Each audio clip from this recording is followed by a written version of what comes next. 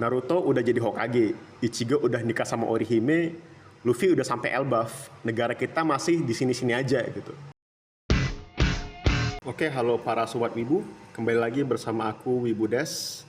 Dan kali ini aku mau membahas topik yang cukup hangat sekarang ini, yang sedang ramai diperbincangkan di negara kita sekarang ini, yaitu revolusi dan juga berbagai demo yang sedang terjadi seminggu terakhir ini.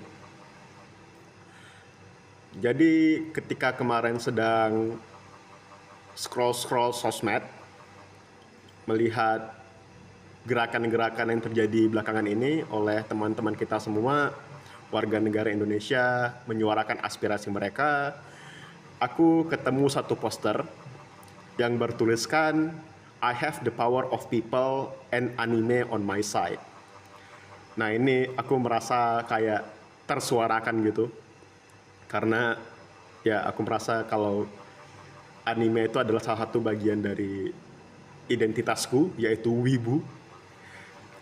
Dan aku berpikir ini bukanlah suatu guyonan semata atau bukan hanya sekedar canda-candaan doang. Nah, kenapa bisa begitu?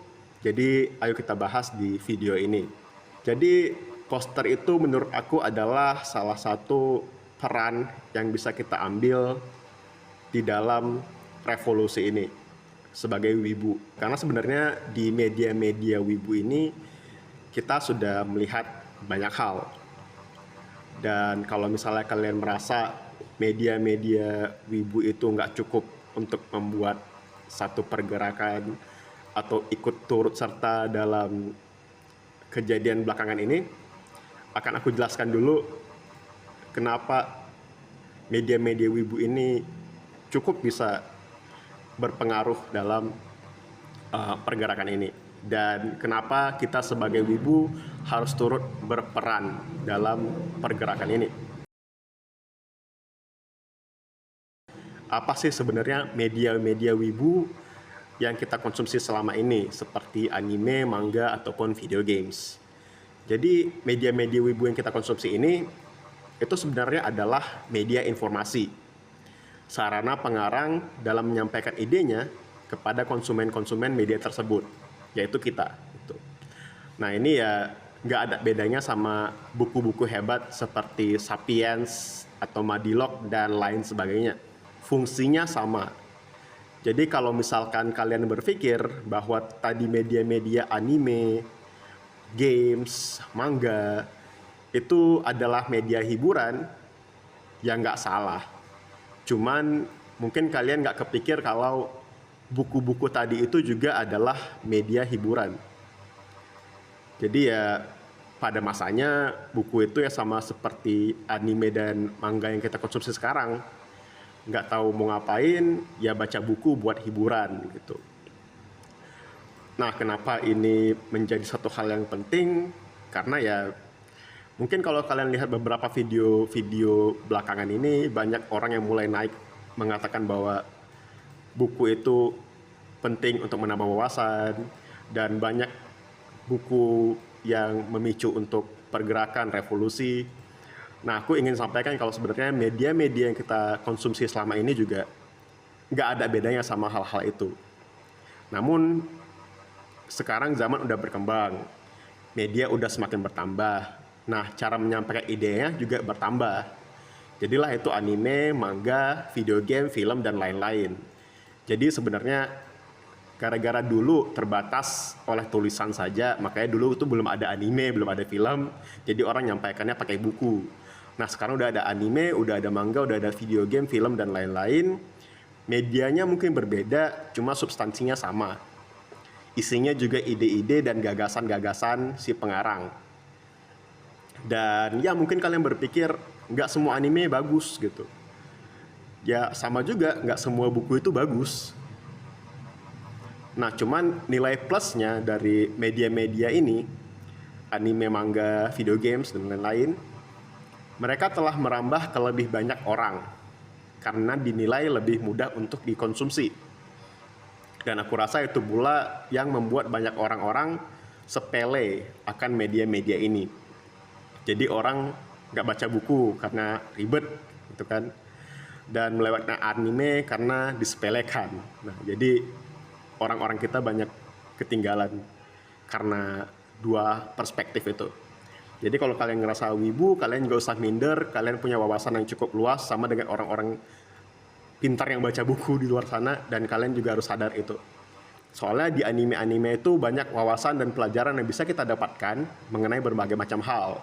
Sekali lagi, sama seperti ketika kita membaca buku-buku. Makanya ketika Bro Gibran ditanya sama Mbak Najwa Shihab mengenai membaca, Bro Gibran menjawab nih, dia nggak baca buku, orangnya nggak suka baca, bacanya komik. Nggak suka baca, sukanya baca ini apa, komik, itu jelas lah. Gitu. Sementara kalau aku ditanya sama Mbak Najwa Shihab soal pertanyaan yang sama, aku akan menjawab kalau buku-buku yang kubaca adalah komik. Buku yang kubaca adalah One Piece gitu. Nah, kita wibu tentunya sudah membaca banyak manga, nonton banyak anime, dan memainkan banyak video game. Dan tentu sangat banyak pengetahuan dan wawasan yang kita dapatkan dari situ. Contohnya mungkin kalau kalian nonton main Fate Grand Orders, kalian tahu sejarah-sejarah dari karakter-karakter yang kalian mainkan di situ karena kalian penasaran. Ada Marie Antoinette, ada Nero di situ. Dan itu kan menjadi wawasan kalian sekarang, menjadi ilmu pengetahuan kalian sekarang.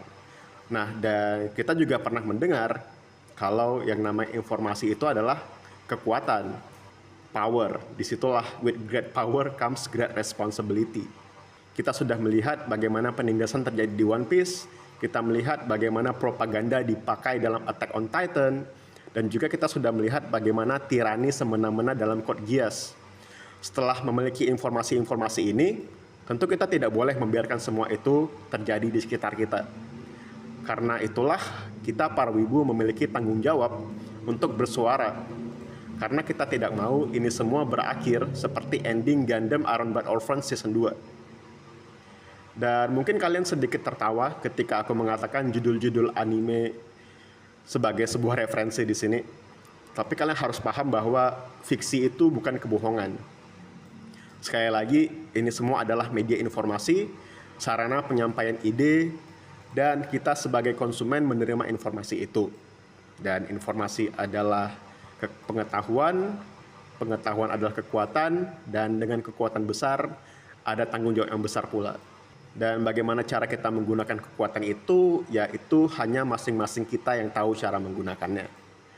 Dan itulah kenapa kemarin aku sempat bikin konten kuliah wibu untuk membantu kalian menguraikan informasi-informasi yang ada di dalam satu karya-karya wibu. Jadi kalian bisa tahu, bisa sadar akan hal itu, dan bisa menggunakan kekuatan itu sesuai kebutuhan kalian.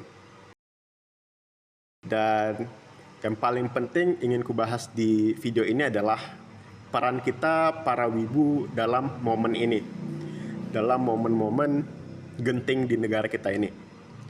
Peran kita di sini sudah jelas, yang paling utama adalah bersuara. Contoh wibu-wibu yang bersuara itu udah banyak, ada Bang Ferry Irwandi, ada Abigail Limuria, ada Ando Vida Lopez, itu wibu semua itu. Dan banyak juga wibu-wibu lain yang udah bersuara. Jadi suarakanlah suara kalian sesuai dengan wawasan yang kalian miliki.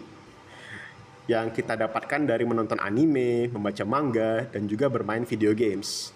Apa yang menurut kalian tidak benar, suarakan. Apa yang menurut kalian benar, suarakan juga semuanya.